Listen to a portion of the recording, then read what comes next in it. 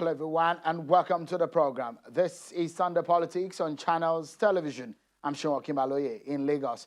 This month, 21 years ago, Nigeria made a return to democratic rule.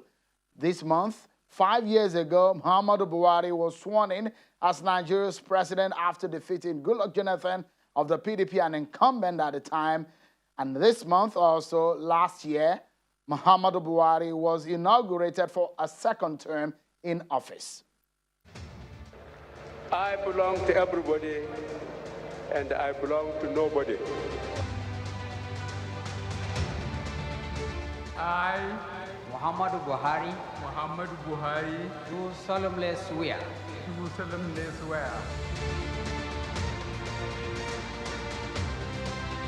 For the next 4 years, we will remain committed to improving the lives of people, and our strength is in our people.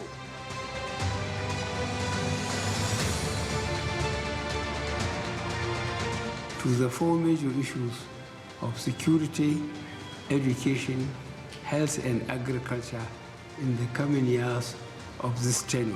All it takes locally to meet our most basic needs.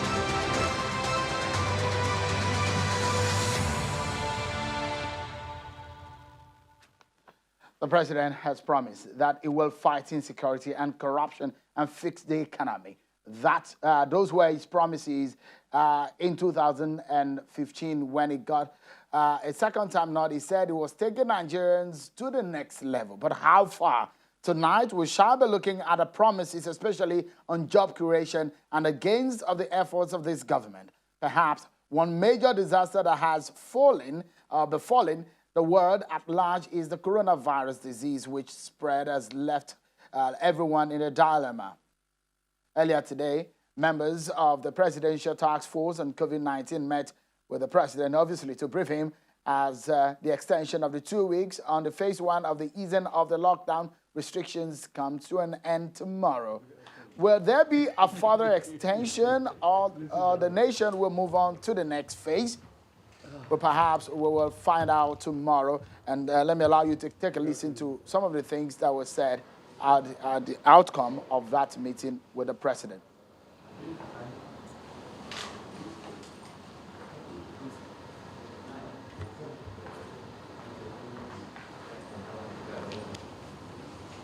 Well, with a 21-year run in our democratic journey, how far have we come as a people tonight? So many issues are on our plate, and we will hope to take them on for you tonight so you can get a sense of how far we have come as a people. Over 60 years and 21 years in our unfettered democratic dispensation since 1999. I'm being joined tonight on the program by the vice presidential candidate of the People's Democratic Party in the 2019 elections, Mr. Peter Obi. Is also a former governor of Anambra State. Thank you indeed, Mr. Obi, for joining us tonight on the program. Let's begin this conversation. It was May 29 a few days ago, and perhaps this is the last day of May. We'll be going into yet another month where Nigeria will be celebrating or marking Nigeria's Democracy Day, June 12. But let's take a look at the 21 years that we have returned into democracy. If you are to assess it, how do you think that we are fared? Well, Seth, thank you very much for inviting me, and thank you for the program. Let me start by saying 21 years of democracy in Nigeria, because we're looking at the whole 21 years. While one can say there's a few significant achievements here and there, which is sketchy, overall, you look at the overall impact and ask yourself, how far have they impacted on the people?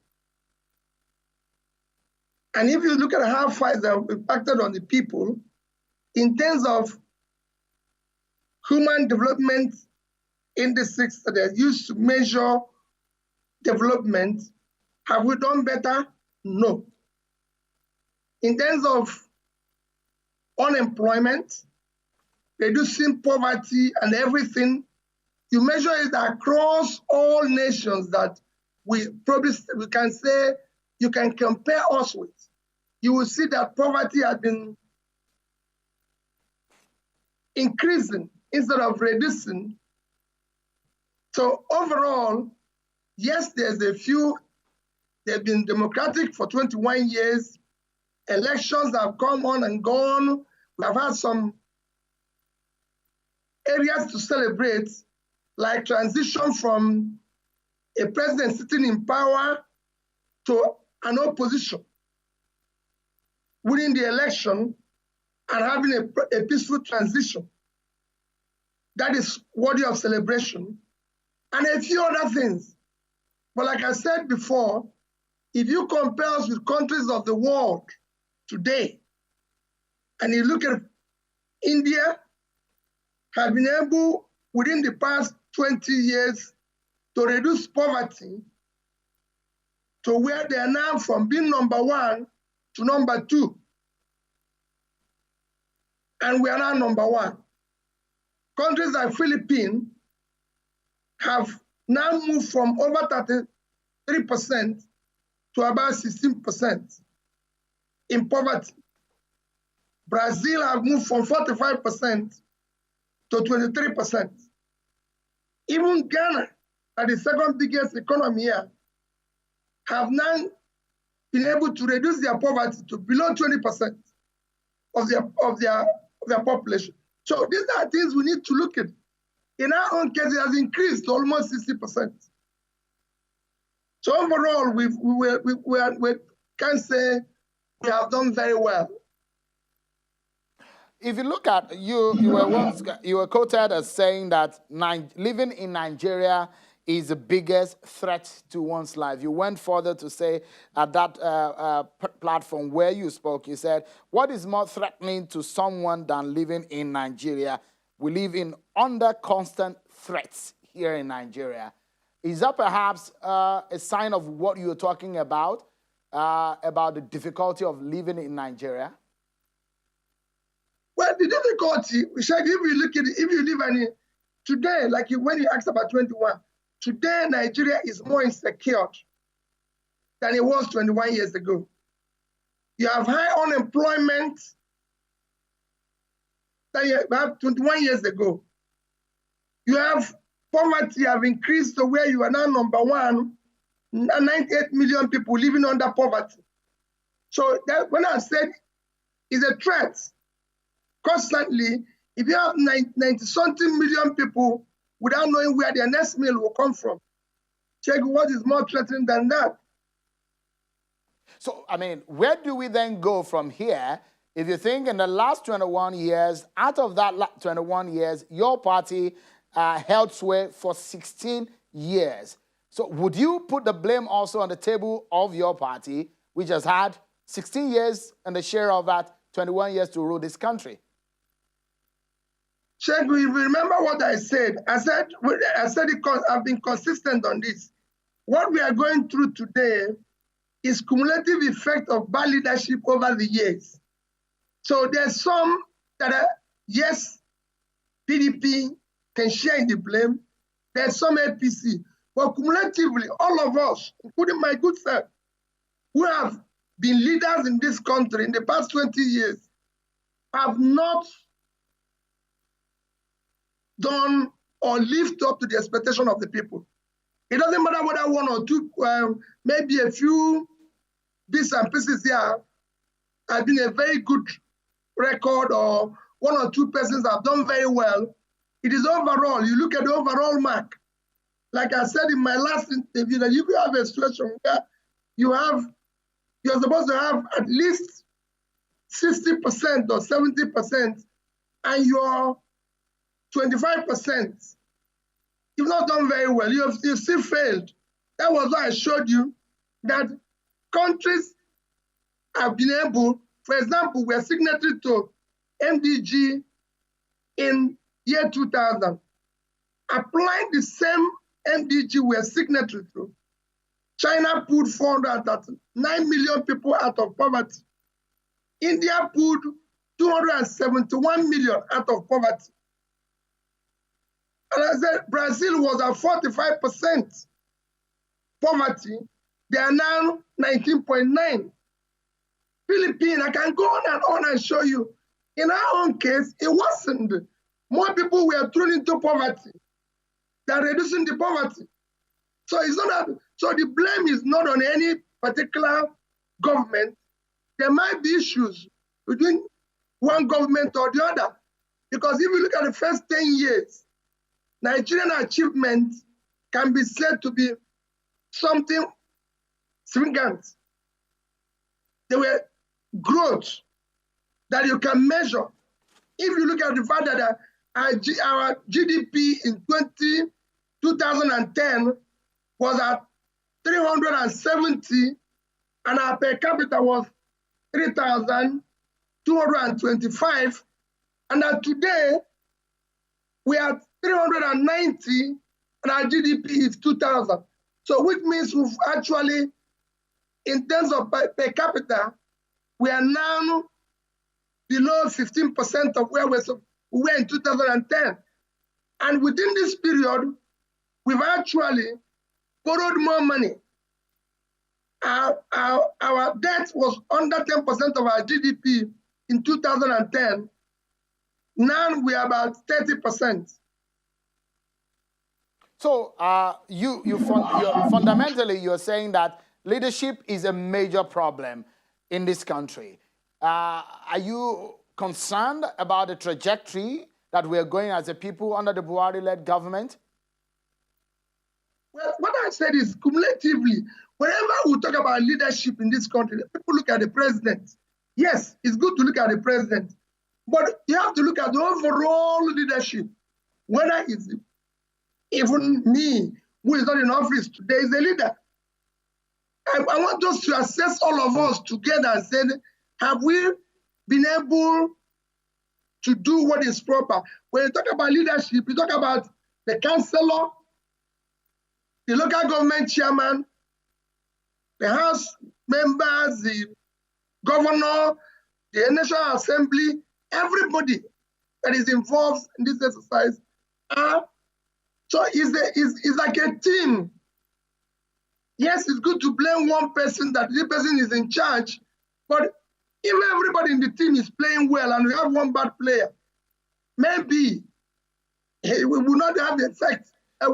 So, Mr. Obi, would you have, because looking at some of the plans that you had with your principal, the presidential candidate of the PDP at the time in 2019, you were saying that you were going to create 3 million self- and wage-paying employment opportunities in the private sector annually. You also promised at the time that you were going to reduce unemployment and underemployment rate to a single digit by 2025. With the benefit of hindsight, you think you probably would have done better if you had won the election? Well, Shehu, the time of election have passed. What we need to do now, considering even the situation we find ourselves now with this pandemic, is to look at how are we going to keep Nigeria going. You just asked me what happened in the past 21 years, and I said to you, the overall result is that we failed because the country is more insecure today. We are more divided as a nation today. And if you look at all the parameters in which you can use to measure development, we can't say we did well. So if you look at the issue of the pandemic, it's obvious because of your background in economics and issues of finance, looking at the micro and the small scale enterprises, which is like the backbone of the employment and the driver, one of the major drivers of the economy. The government has said, look, we're definitely going to enter into a recession because of the impact of the COVID-19.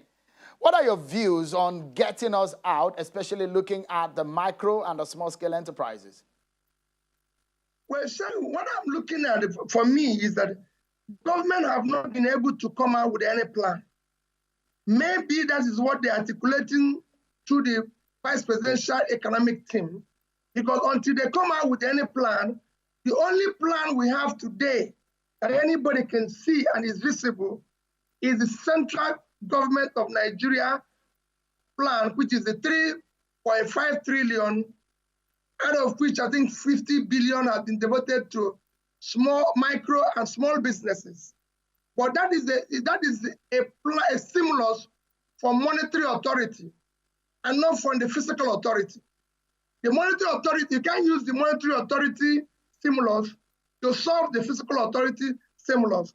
So until the government comes out with any plan, then we can know. If I use that one to compare what is happening in other countries, it is grossly insufficient and cannot do anything. And I give you an example using 3 countries, because for me, what is important is that you must compare whatever you're doing, even as an individual, with other people to know whether you're faring well.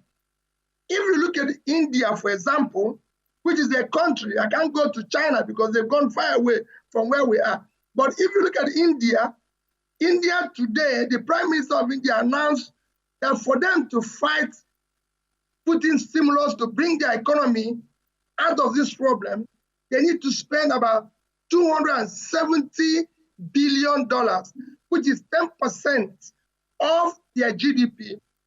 The huge component of that is 40 billion they're spending in micro and small businesses. India has about 60 million micro businesses. So they're spending $40 billion. India is 7 times our population. So if you divide it, so 7 times means that you're going to divide 40 billion by 7. That gives you 5.7 billion. If you times it by 400, which is about our rate today, you have 2.3 trillion.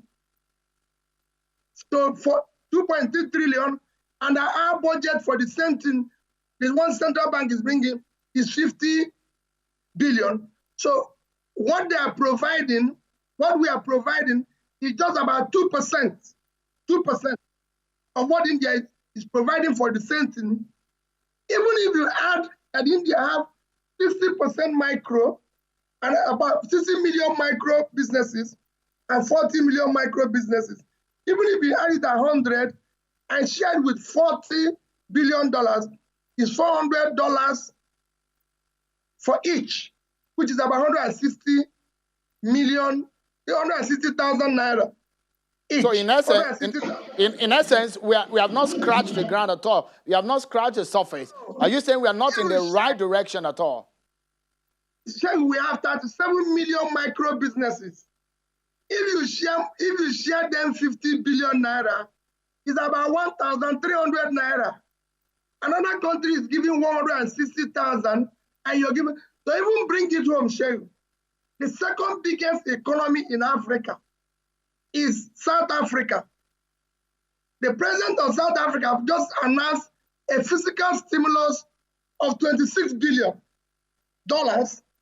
and a huge component of that is 5.5 billion to small businesses, South Africa. So we are providing only 2% of what South Africa. But Mr. Peter Obi, you have said in an article you just written, you said borrowing for consumption is worse than corruption. It's obvious that we do not have the money. Where do we get this money for stimulus that you're talking about? So you have actually answered my question. That is what I said. I said borrowing for consumption. When you borrow to pull people out of poverty, it is not consumption. Ghana, just to give you this.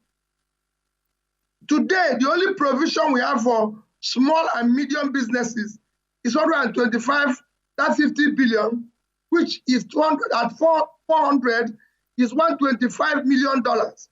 Ghana, which is just second biggest economy in West Africa, with a population of about 30 million, have just budgeted or announced $105 million for their small businesses. In fact, Ghana is giving each small business, about 250 of them, about between $400 to $500 each. Again, between 160,000 to 2,000. And you're giving our own 1,000. Governor Obi, let's take a breather because we need to take our first break on the program. And up next, We'll take a look at the war against the unseen enemy and what the government is doing against COVID-19 and how to ensure that Nigerians are well taken care of. When we come back, we continue our conversation with Governor Peter Obi, former vice presidential candidate of the PDP at the 2019 election. Join us again, everyone.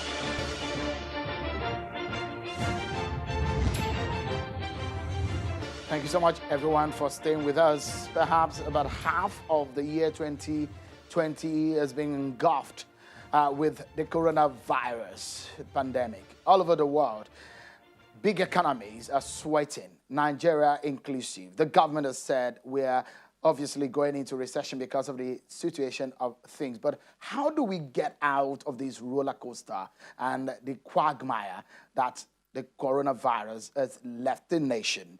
Tonight, we're looking at Nigeria's democracy, 5 years under the Buhari government, the coronavirus, and how we can get going as a people. We have tonight talking to us a former vice presidential candidate of the People's Democratic Party, a former governor of Anambra State, Mr. Peter Obi. Thank you so much indeed for talking to us tonight. Let's get back to the conversation now. You were speaking about what needs to be done in comparison to other nations of the world. You had criticized the rate at which Nigeria is borrowing. Our revenue has dipped. Perhaps, obviously, a lot of people know that the budget of 2020 needs to be buffered by borrowing. So the government has submitted yet another request to borrow. So in essence, we needed to borrow. Is it right for us to borrow in the first place? So look at it. From 2017, I've been speaking against borrowing for consumption. So the only way every country, every business grows is by borrowing. There's nothing wrong in borrowing. So if you borrow today to start a business, to invest in a business, just the same thing if you borrow to invest in a country, you progress. I've given numerous examples. Even countries that are so advanced and everything, Japan debt is 230% of their GDP. So there is a huge debt. But Mr. Obi, Mr. Obi, sorry. So Nigeria can borrow. Is Nigeria borrowing for consumption? Let me finish. Let me explain it to you. There's countries that have law. Singapore, which people cite easily, is today owing over 100% of their GDP. But they have a law. They only borrow for investment. And let me now give you an example of what I'm saying, borrowing for investment. So it will be clear what I'm saying. That I said in 2010, your debt was under $30 billion. And your GDP then was 370, your per capita was 2325. And today, your debt is over 30 billion, and your GDP is just about 390, and your per capita have gone down. That means that all those monies you borrowed were not properly invested. If they were invested, it would be a different thing. And I give you straight, without wasting your time, on a country that is just beside us here, Ghana. Ghana in 2010 had a GDP of $32 billion per capita of 1,325. Today, Ghana GDP is $64 billion with a per capita of $2,200. I can give you 10 countries that is the same. Governor Obi, let's make it just a moment, because some of the loans, because some of the loans the federal government says they've taken, for example, the Sukuk, let's say they are using it into road construction. China loans on rail construction. Are those bad ideas? Let me tell you, some of those loans, for me, are not loans we should have entered into. Basically, because there are some infrastructures like the issue of going to China to borrow for build an airport. I know it's not the one started by this government, but I'm saying the loans, we should look at it, reevaluate them. And it is important at this stage that everybody, including you, Sheikh, knows we are borrowing this amount for this purpose. Where we find ourselves, especially with this pandemic, means that our planning, budgeting, and execution now need to be very, very transparent. Everybody have to know where every penny is going to. But We need to- Governor what Obi, you can do if now- there is one thing, if there is one thing you need that you think that should be changed now, what would that be? One is to focus on the on core development agenda, and that is investing in HDIs, health, education, fighting poverty. And poverty is focusing on micro and small businesses. That has proved to be the biggest driver of coming out of bad economy. So if you're saying you're going into a recession, you invest in the critical areas that can make us come out of it. All right, sir. And these three areas, it's been proved that the more you invest in education, education has the highest return. The more you invest in education, the better your economy. Governor The Peter more you Obi, invest in health, yeah. the better your economy. Thank you so much for your time tonight. Governor Peter Obi, former presidential candidate of the PDP and former governor of Anambra State. Thank you indeed so much for your time tonight and your thoughts. Thank you, Segun. Let's switch gears now. Job creation is one of the promises the All Progressives Congress APC campaigned on with the change mantra in 2015 and the next level agenda at the 2019 elections. The Buhari presidency said it was targeting the creation of 3 million new jobs a year through industrialization, public works, and agricultural expansion. And in 2019, the president said his government will lift 100 million people out of poverty in 10 years. Another plan is even in the works now, and this is the latest one out of the promises of the Buhari-led government, and that is to provide 1,000 jobs in each of the 774 local government areas in Nigeria. Let's take a look at what that plan is all about. One man that is spearheading that is the Minister of State for Labor. Let's take a look at what the federal government says they want to do. 1,000 jobs per local government area. The nature of the work is rehabilitation, maintenance of public and social infrastructure. The pay for those who are going to be absorbed into that scheme is 20,000 naira per month. And the duration of the employment is 3 months. Well, it's going to be piloted in 8 states, 5 local government areas in the 8 states for a start. Adamawa State, Borno State, Ebonyi State, Edo State, Ekiti State, Jigawa State, Katsina State, and Kwara State. Those are the 8 states which they plan to pilot it. But with all of the promises of job creation and this new plan, how have we fared as a nation? Are more Nigerians unemployed than we had in 2015? Let's get to the conversation. I'm being joined tonight by the Minister of State for Labor, Senior Advocate of Nigeria, Mr. Festus Keyamo. Thank you so much indeed, Mr. Keyamo, for joining us on the program tonight. Let's begin by asking a critical question. Creating jobs was one of those hopes that President Buhari raised when he was asking Nigerians to vote for him. And I've listed a few of those promises on what he said he wanted to do. 720,000 jobs by the 36 states in the Federation per annum, 3 million jobs per year, 740,000 graduates empowerment scheme. These are some of the jobs that have been promised by President Buhari. Let's begin by a self-assessment. Do you think the president has delivered on those promises? Well, thank you very much, Shaun. Let me first of all quickly correct something you said in your introduction. that we are starting the extended special public works in 8 states. That is not correct. The pilot scheme took off last year. What we are doing now is to extend it to all the 774 local government areas in the country.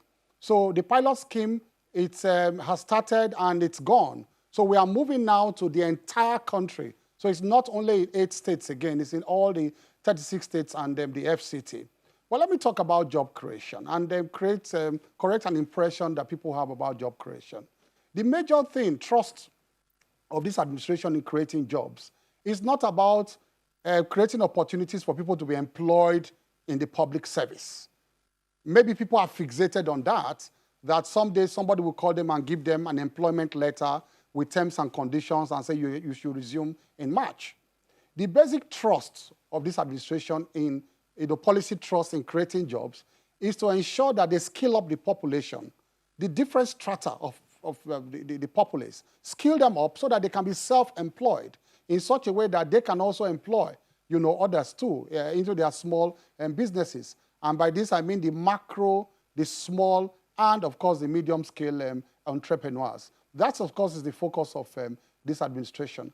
But then coming to the extended public works, let me explain it thoroughly for people to understand. So, sorry, there are different strata of society. Honorable Minister, before we get to the public works, let's take a step backwards, because this is the latest in the promise of jobs for Nigerians. But a lot of people will look back and say, we had several promises. In 2015, we were promised jobs. In 2019, we were promised jobs. And presently, unemployment rate is 23.1%. Underemployment is 16.6%. Things have not gotten better. More jobs are not being created as is being promised. So the question is that, has the president performed on his promise? Absolutely. If you take all the indices into consideration, I think this present regime administration has outperformed what the projections should have been. Because you see, it's not that jobs are not being created. It's just that the populace is growing far more than the jobs are being created. And this is an age-long problem that we always had in this country. So there are so many platforms by which this administration is creating jobs. The SMSs are there. Empower is there, the trader money is there, small loans to businesses are there, they give small loans to different businesses at different levels, they are there. The National Director of Employment, over which I superintend as minister, we have so many programs under the National Director of Employment by which we are skilling up the populace. So there are different platforms by which we are skilling up the populace for them to be self-employed.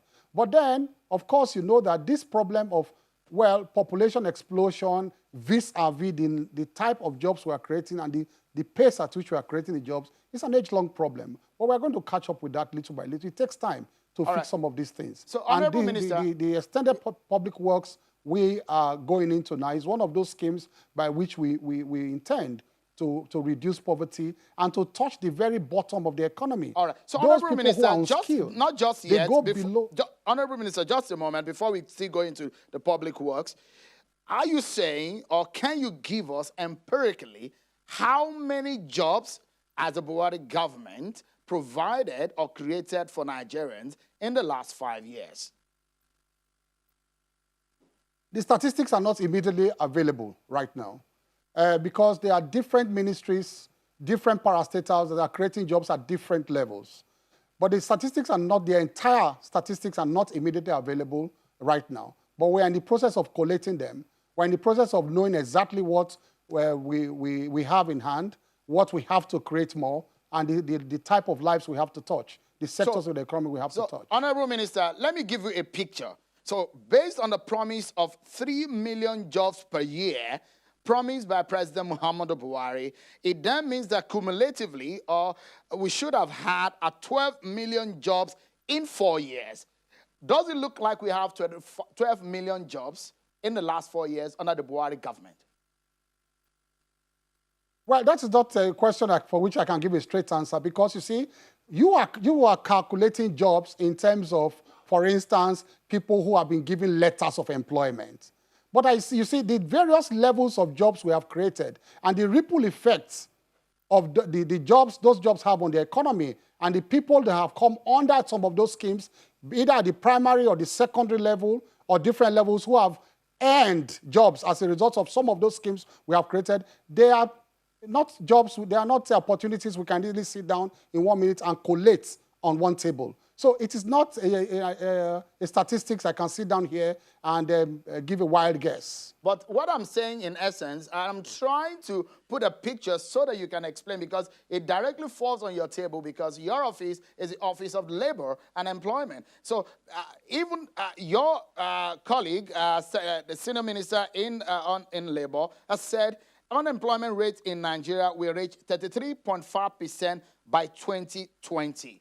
That's what the federal government is saying. That is the statistics coming from your government, and it's different from what you met in 2015. And so it's gloomier now than 2015 when your government took office. And that's the question, Honorable Minister. You should look at one, for instance, the population available at that time in 2015. You should look at what we have now. And I think you should compare the rate at which jobs were created. Like I said, it has always been the fact that the population grows faster. And those people, the graduates and those who come out of various institutions who would need jobs, they grow faster than the pace at which we create the jobs. That is basically what is happening. So if you are it is going not to look that it is gloomier. Yeah. If you look at the statistics, we may be creating more jobs. Yeah, Honorable So Minister, let me explain. If you look at the statistics, it may be that we are creating more jobs. But it is that the people we are churning out every year into the job market are growing faster than we can, keep up with. So it's a speculation. You're not quite sure, Honorable Minister. I'll give you the numbers as I sit down here. So can you look Nigerians in the eye and tell them that on job creation, President Buhari has delivered? We have done creditably well, but it is not El Dorado. I can only say we have done creditably well, given all the indices, taking all the indices into consideration, we have done very well. So let's talk with a few minutes where we have. Maybe I should read out some of these indices to you. I wanted us to talk about these the public indices works. to you.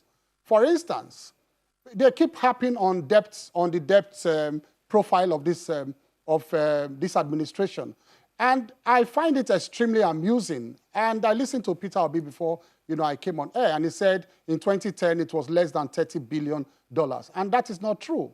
If you fact check it, our debt profile in 2010, when Goodluck Jonathan took over, was $35 billion. By the time the PDP exited in 2015, it was $63 billion. In other words, the PDP government borrowed $28 billion, despite the fact that they earned more in oil in 5 years than any administration in the history of this country. As at 2019, we had borrowed $81 billion. In other words, it was $18 billion more we had done in 4 years than the $28 billion the PDP did in 5 years. Now, the debt profile may be a bit higher than the $81 billion now, but definitely not up to the $28 billion that the PDP borrowed in 5 years. And guess what? The $28 billion was not invested in critical infrastructure. With less earnings in oil, with $18 billion we borrowed in 4 years, we have done so many roads with the Sukuk bond, like you mentioned.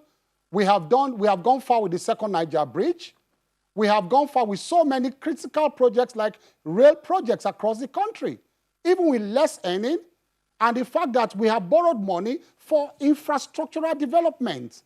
Now, where is the evidence of the $28 billion that the PDP invested in critical infrastructure? Honorable That's Minister, why I said, if you count all of these monies we have invested in critical infrastructure, you will never know the number of jobs Nigerians who worked on the rail lines, Nigerians who are working on the second Niger bridge, and on like that. Someday, very soon, we are in the process of collecting the statistics and we'll give to Nigerians. Let's take a breather. And when we come back, Honorable Minister, you will tell us more about the public works, as a lot of people think, is the 20,000 job per month, the job, which is a temporary one for 3 months. How do we go about it, and what is the hope of these 774,000 people that are hoping to get this job? We dig deeper into the job promises of the federal government. More from Mr. Keyamo after the break, everyone. Thank you so much, everyone. Welcome back to the conversation. Let's get back into it with the Minister of State for Labor, Mr. Festus Keyamo, Senior Advocate of Nigeria, who is in our Abuja studio. And we're talking about the Buhari government and the job plan. Have they delivered on the promises of the last 5 years and the plans that they have for going forward? Let's get back to it, everyone. Let's talk about the public works plan in the 774 local government areas. Honorable Minister, would you describe those works as sort of an odd job? Well, they are not odd jobs. Let me explain the concept first of all. What this program intends to do is to reach the very bottom of the economy, the poor, the very poor, the unskilled labor, the unemployed at that level. You see, so many, every day, you have so many itinerant workers, unskilled workers who go out every day with shovels, with hoes, with just anything, just with their bare hands. They are manual laborers. They have no skill. They just want to get, do manual jobs every day, carry things, carry blocks, carry concrete just to earn a living. It's difficult to see any government in history that has targeted in this massive way that bottom of the economy. And this government has tried to seek them out for the very first time. And so the president last year approved what they call the pilot scheme of this program.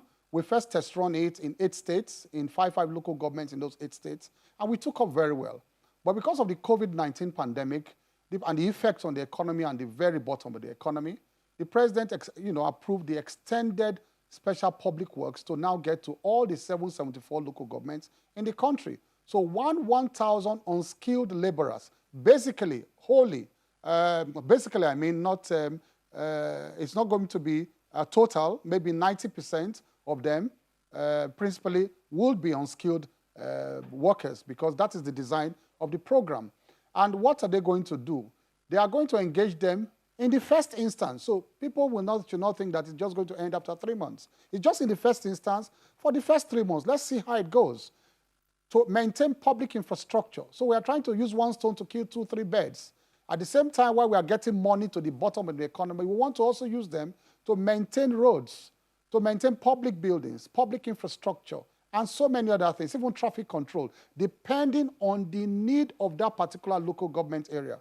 So I think I'm amused when I see headlines to say that we are employing Nigerians just to clear gutters. I mean, that is extremely mischievous when I see those headlines. So there are so many things they can be involved in, depending, even agricultural issues. For example, they can be engaged in irrigation.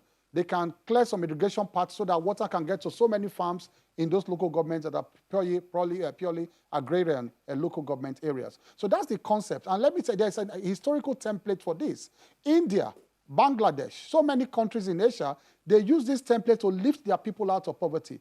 Let me tell you today that one of the major reasons India quickly found itself out of the poverty, the bottom of the poverty index, was this social program, this kind of program that India also adopted. So the president has decided that we should integrate this program into the Nigerian economy and see how much it lifts people at that level out of poverty. So they are going to earn 60,000 naira in 3 months. And if you know what it means for people at the dry season in those areas, they are going to use this money to invest in so many, their little trades, agriculture, and so many things they do, and wait for the next dry season too. The exit strategy for the federal government is that at the end of the 3 months, if the president so wishes, he may extend the program, or the exit strategy is that they may be moved into some kind of massive agricultural program. But then, guess what?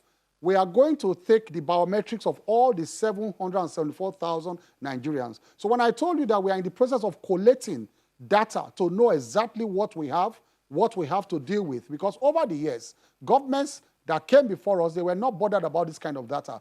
But right now, I can tell you that the National Bureau for Statistics, who is collaborating with us in this program, and so many other ministries, about 8 ministries, agri, environment, and all that, the National Bureau of Statistics said they need 10 persons from this 1,000 per local government to carry out comprehensive study for them, data collation, in each of the local governments in the country. So the National Bureau of Statistics is taking advantage of this program.